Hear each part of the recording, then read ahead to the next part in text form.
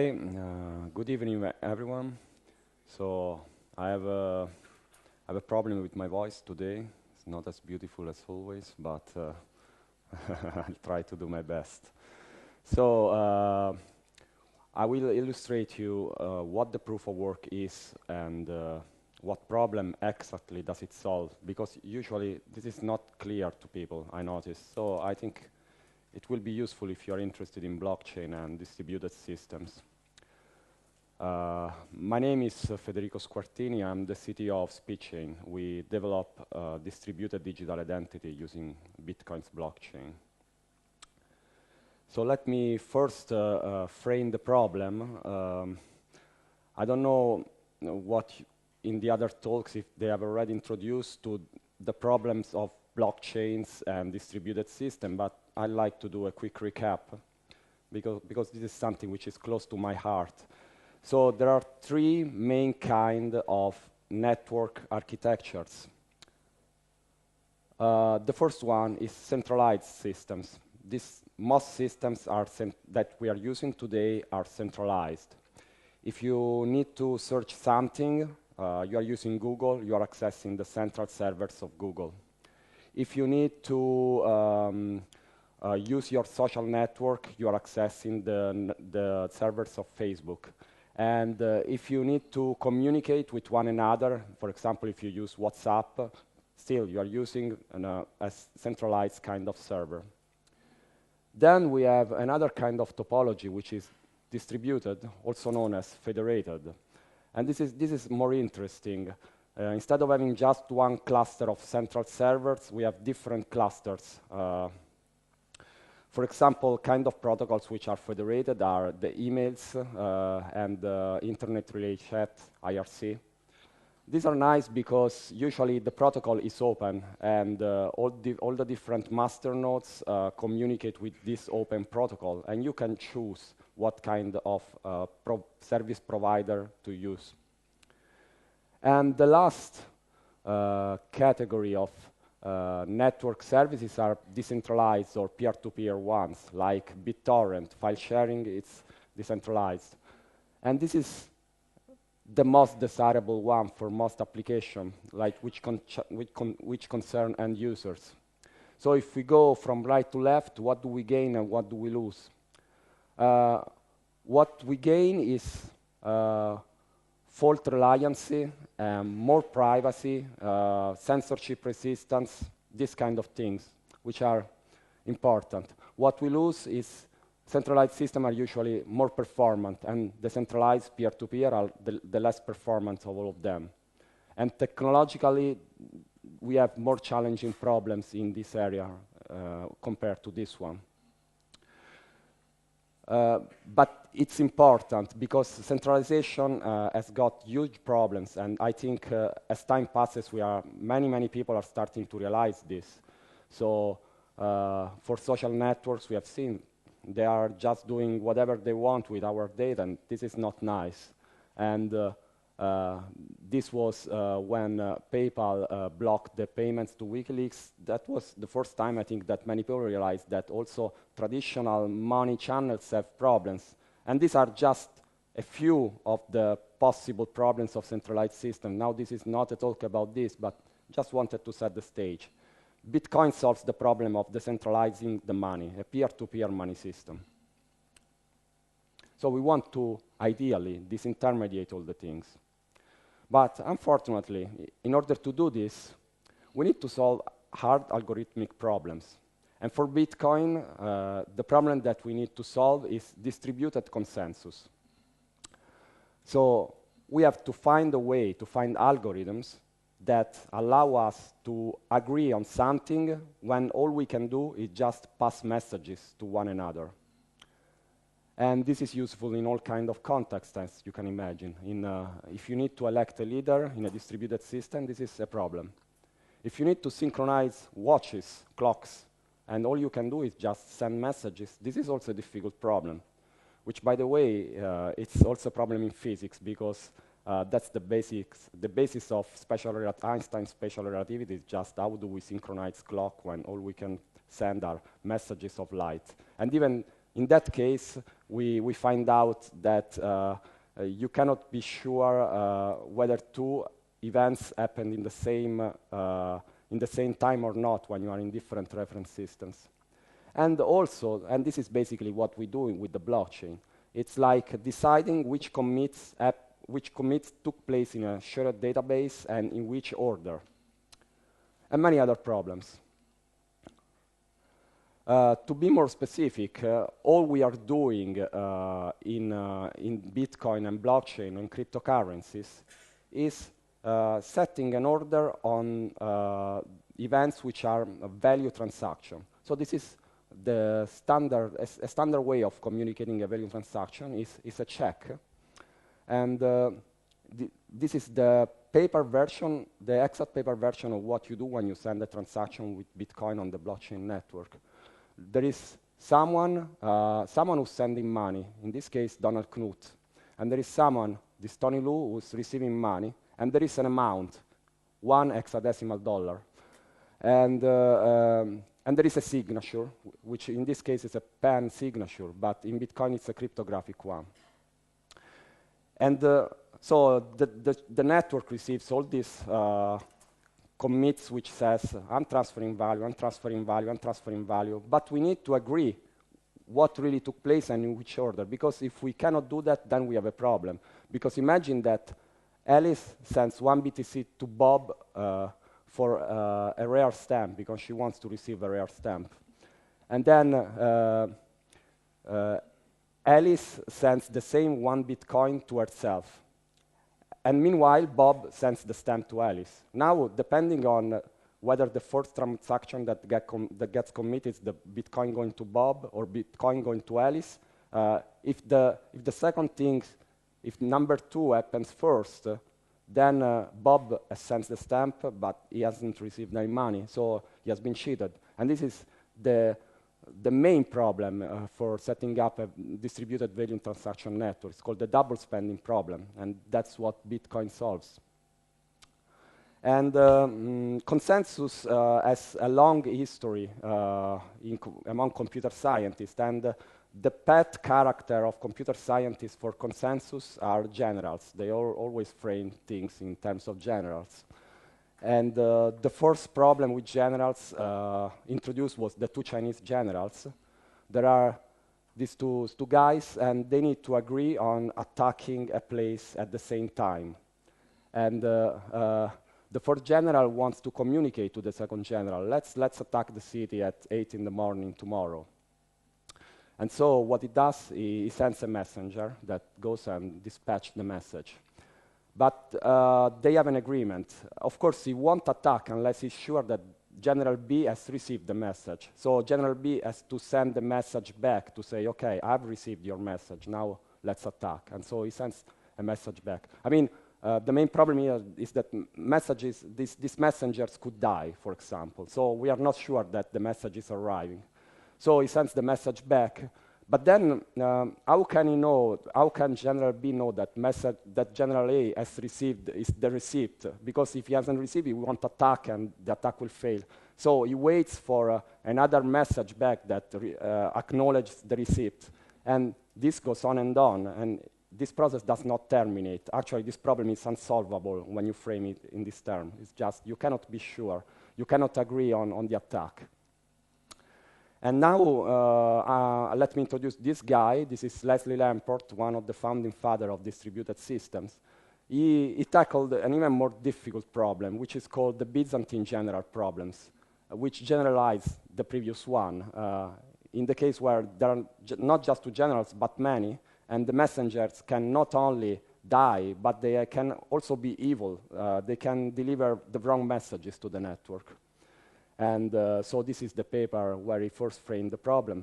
Actually, as an historic note, it was called the Albanian generals problem. But then he decided that maybe this was in the 80s. He decided that maybe some Albanian could be offended, and so he rephrased it in terms of Byzantine generals, that no Byzantine would be offended. So we have several armies. They are sieging a castle, and they can communicate through messengers with one another. And, but they have, that's one important detail. They have either to attack all or to retreat all. If some of them attack and some of them retreat, then the whole army is defeated. So that's what we want to avoid. And this is the double spending problem exactly in Bitcoin. So each general, what it does, it sends messenger to the other generals, to the other armies with a message, A for attack and R for retreat. And what happens is, what if one general is malicious? He wants to double spend, or he wants to create mischief in the armies. He just sends contradicting messages. He sends attack to some of the armies and retreat to other ones. And now this creates a problem, but it's even worse, because in a system where we don't have identities, if the general don't have precise identities, cannot identify, what prevents one general from sending more than one messenger to the other general and to, like, say, vote in this system more than once? This is known as the Sibyl attack. The Sibyl was a mythological being who could shapeshift. So in this case, in an internet system, you can open as many nodes as you like, just more IPs, and pretend that you are more than one person, even if you are just one. So there are many algorithms which try to solve, given different conditions, the Byzantine general problems, consensus. And for example, the practical Byzantine consensus, which you can study in this paper if you are interested, and this is implemented by the Hyperledger database of IBM and also other kind of cryptocurrencies, is if we have it's a protocol which tries to just let's analyze all the messages and let's try to find out what we should do. And but we need identities for this to work. So then the network has to be permissioned. This is an important detail. If the network is permissioned, then we can use practical Byzantine consensus. If we have just one M renegade generals, then we need 3 times loyal ones. So a 33% attack can corrupt the network. This is the limitation. And then we need that each node must be connected to 2M+1 other ones. And we need to exchange M+1 messages on average. And then this works. But the network has to be permissioned. This is the important detail. Unfortunately, Bitcoin is rather peculiar. It's not as some specific details, and all the blockchain share these peculiarities. So first of all, it's permissionless. There's no one. It's not a club that we decide you take part to the network, you don't. There's no one who can decide that. It's trustless. We don't have identities in this network. We don't have. We have private and public keys, but they are not used to identify people. They are only used for other purposes. So we don't know who's on the other side. We don't know if he's doing a Sibyl attack. We have no idea about this. The third property, but it's not that important with respect to the consensus algorithm, is also censorship resistant. But this is a characteristic of the Bitcoin blockchain and all what I call the real blockchains, because there are things which are not real blockchains. There are consensus systems, but not blockchain. And so how can we solve, when we have those 3 constraints, how can we achieve consensus? So we use difficult problems. There are many difficult problems in computer science and in real life. For example, this is Sudoku. You need to fill each square with number from 1 to 10, and each row and each column with the numbers from 1 to 10. And this is not that simple. I mean, you can sit down and spend some minutes to try to solve it. But if I give you the solution, you can check it very rapidly, really rapidly. And there are many problems like Sudoku. For example, the Rubik's Cube. This is difficult. I mean, for most people, it takes some time. But if I give you a solved Rubik's Cube, you can say, OK, yes, that's a solution quickly. And all these problems also have another feature, is that you can scale them up. If it's too simple to solve for your CPU, you can make one which is more difficult just by increasing the size of a problem. But still, when you have a solved instance, you can quickly verify that the solution is correct. And the first application of this duality between difficult problems and easy solutions was not applied to Bitcoin, but was applied to spam prevention. So this is a CAPTCHA, and it's a mechanism that we all know. It's used to avoid spam. This is actually a Turing test. It checks that who's on the other side is someone who is intelligent. But there is another way to prevent spam, less known, which is called the Hashcash algorithm in 1997. And it says, in order to publish something to my comment section, you need to solve a difficult problem. So I give you a Rubik cube, send me the solution, I check it, and if it's correct, then you can post to my forum. And this means that you need to use energy in order to publish your stuff maybe to my comment section. And if you are a spam bot, it's not convenient for you anymore. So I can calibrate the problem so that it's difficult enough that for you it's no longer convenient to solve it in order to post your spam. And so we use, in this case, work to prove that, to avoid spam. Nakamoto, whoever he was obviously very familiar with Hashcash, and he used this exact algorithm, but applied it to consensus in his famous paper of 2008, where he introduced the Bitcoin technology. And he said, for the Byzantine generals, let's associate in a unique way, mathematically defined, an hard problem to a decision. So to attack, we associate one Sudoku problem, and to retreat, another Sudoku problem. And then Bitcoins as a consensus based on a leader election. We elect a leader that decides what the action should be. And who is that leader? Is the first guy who solves the problem, who presents the solved problem to the network, decide the action to be taken. And at this point, if this general wants to make a decision for all the other one, he needs to present a solved problem. And since he cannot split his computing power on more than one problem, because otherwise he's just at a loss with respect to the other guys, he can only make one decision and send the same exact one to every other general. So now I like devised a small game, like really quick, that we will play the miners. So I need 3 volunteers from the audience. Who wants to come? Otherwise, yeah, that's one there. Another one. Maybe you want to come? It's your time, and do you like to take part to our game? You? So, I need 2 other guys. Yeah, here they come. Yeah, please. You're welcome. Okay, yes, now there were even more, but 3 is enough, thanks.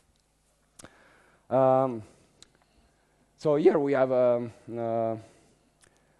a block, the starting block of our blockchain. The block has a number which is the hash of the block, and there are already some transactions here. So we are starting from this block, and we want to make more transactions in our system. So we have a transaction which here we are using just some post-its, and let's imagine that people from the crowd are just trying to spend money, and they are just writing like Bob sends 0.5 BTC to John, and he sends to the miners, that it's all 3 of them. So we have some of these transactions that I'm putting here. They go in the pool, so they are just sent to the network. And now each of our miners tries to assemble a block. So what does he do first? He first needs to reference the previous block. So that's 13. So all of them will write. So here, each block has an hash, an own hash, and the hash of a previous block. So they first need to reference a previous block, because otherwise it won't be accepted by the network, the new block. So each of them writes 13 in the previous block hash.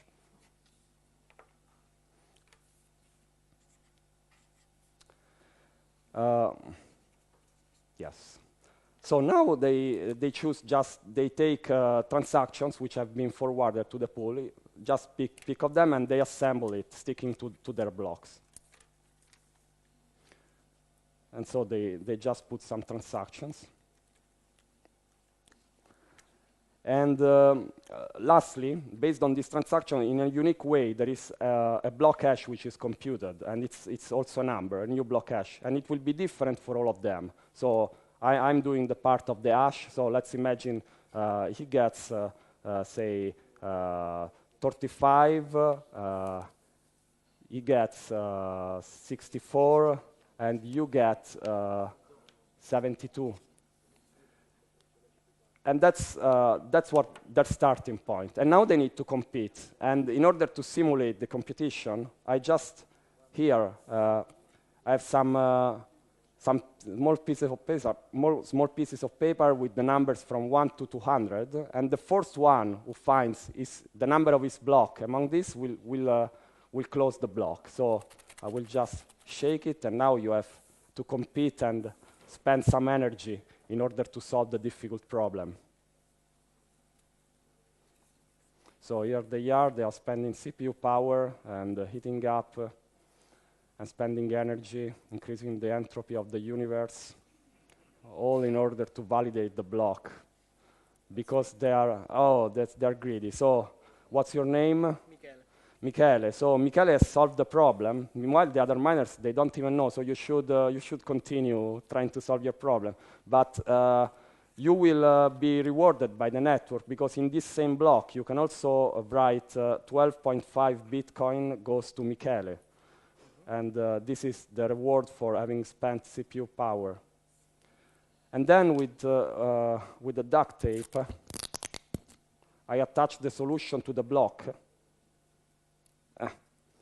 And then imagine that I'm duplicating it and sending it to you, and you can all verify it. And all of you will attach, now will attach it to the blockchain, and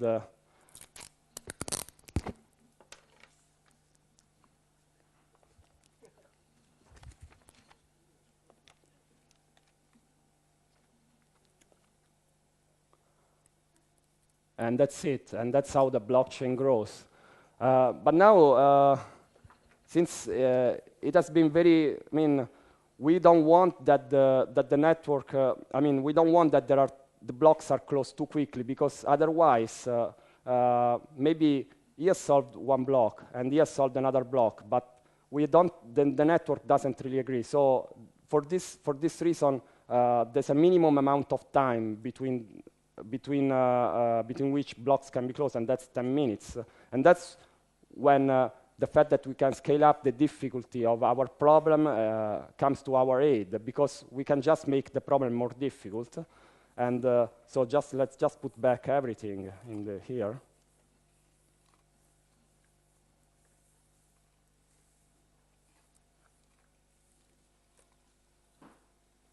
No worry, it's not important that all of them go back in.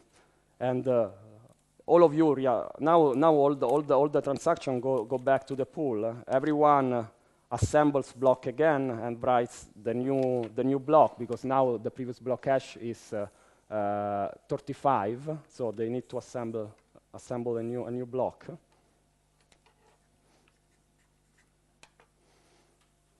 And they stick, just write prev 35 here, and 35 and 35. And yes.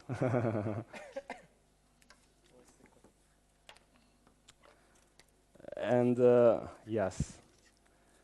And now I am the hash algorithm, so I write 48 here and 7.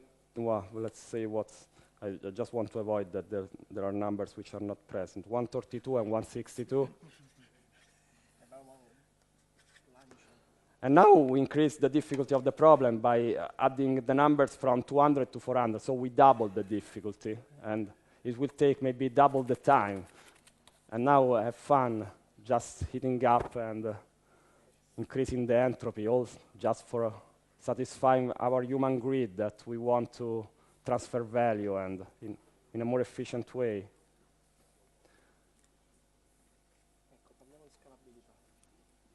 Yes, we have a problem of scalability, someone is saying. That's one of the huge problems.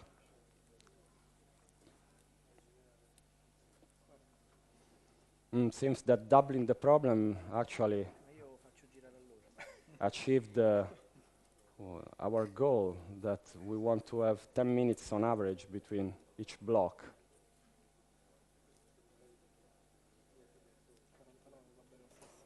So, I mean, one thing that we noticed that they cannot use heuristic here. All they can do is just brute forcing all the possible paper pieces until they find the number.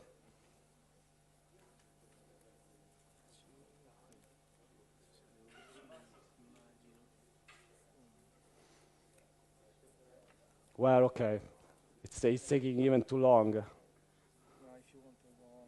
Yes, I guess you all got the point.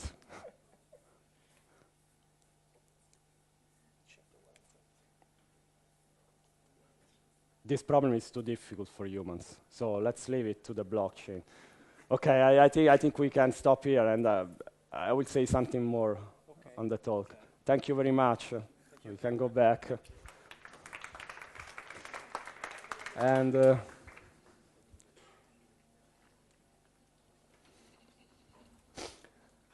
so actually, in the real world, it's not pieces of paper that we are crunching, but we have to find, what we do is just we take a string which is constructed by appending a version number to the previous block hash, which we have seen, to the Merkle root, which just sums up all the transactions in the block, and that's a nonce. It's a number, and we try all the nonces starting from 0, 1, 2, 3, until the hash is smaller than a bound. That's how it works in real life. So this is an hash that we could get. It has some zeros here, so it's an integer number. Is it smaller than a given number that the network has decided? If yes, then I can present the block. And the real miner is not a person, but is some hardware like this, an ASICs for Bitcoin, and other kind of computing devices for different blockchain. So now the proof of work consensus solves the distributed consensus problem and the Sybil attack for blockchain-like systems, so trustless, permissionless, and censorship resistant. It implements a leader election system where basically the leader self-elects himself. That's the miner saying, I'm the leader. And in order to do that, I have spent computing power. And the more computing power I have at my disposal, the higher the chances that I will be the one who's the leader for that round. It works if the network, if 51% of the network is honest, so which means that a miner with 51% of the computing power could double spend if he likes. It requires lots of CPU power because it's an arms race, because we all want the reward. So we increase our CPU power in order to get it. And also my other miners do that, and so the computing power increases. And the time to achieve consensus is low. It's 10 minutes, because if we decrease this amount of time, what happens is that there can be forks. Someone could double spend. This is like some kind of heuristic time. It's an arbitrary amount which works. Decreasing it may pose problems. One very good thing is that it's a very simple algorithm. You can explain it to a child if you like, and he will understand it. And this is important for, I think, for trusting a blockchain. I don't personally trust consensus algorithms which are too difficult to understand, where I have to read like 4 papers full of mathematical details. I'm good at mathematics, but still I don't really like it. And yes. Are there alternatives? Yes. One is called the proof of stake. It says we need to spend money in order to buy hardware, in order to close blocks. So let's skip a step. Instead of buying the hardware, we're using money to buy the hardware. The money is what decides who closes the block. So we just put our cryptocurrencies in a jar, in a virtual jar, which is written on the blockchain. And if I have, say, 80% of the total supply of money, then I will close block 80% of the time. If I have 30%, I will close the block 30% of the time. And this seems like more parsimonious, so to say, because we don't need to build hardware and use electricity. And we don't have an arms race. And also maybe this reduces centralization issues because we don't need to have server farms in order to mine. Whatever we put in that stake gives us the possibility of mining the thing. However, this does not solve all the scalability problems. It's not a solution to every problem because we still need time to close the blocks, otherwise the network will be unstable. We will have problems with the forks. The main problem which it solves actually is just to use less electricity, if that's a concern. I don't think that's a real concern because all the electricity used by Bitcoin's blockchain or any proof of work blockchain is still much less than what's used by banks nowadays to operate. A bank is a worldwide organization, it's used tons of electricity. So I don't really see the point here. Also, the proof of stake has a security model which is different from the proof of work, and it's not yet completely clear. There are several attacks which can be done on proof of stake, much more than proof of work, and we are still not sure about how to solve them. And the algorithms are very complex. If you have ever read a paper with a proof of stake, it's full of mathematics. It's very difficult. Usually, they are not really convincing, at least to me. Pick your poison, I mean. And, but that's something which you need to take into account. So the conclusions is that distributed systems are useful and really interesting from a technological point of view, and that distributed consensus is a difficult problem where, let me stress again, that depending on the kind of constraints that you have different optimal solution. If you have identities, you will use one algorithm. If you don't have identities, you will use another algorithm, and so on. There are different solutions depending on the requirements, yes, sure. And the proof of work is a solution for trustless and permissionless systems, and only for this, because it's very inefficient for any other kind of solution. And there are alternatives, but less understood. So yeah, this concludes the talk. Now I will take questions if there are, and thank you very much.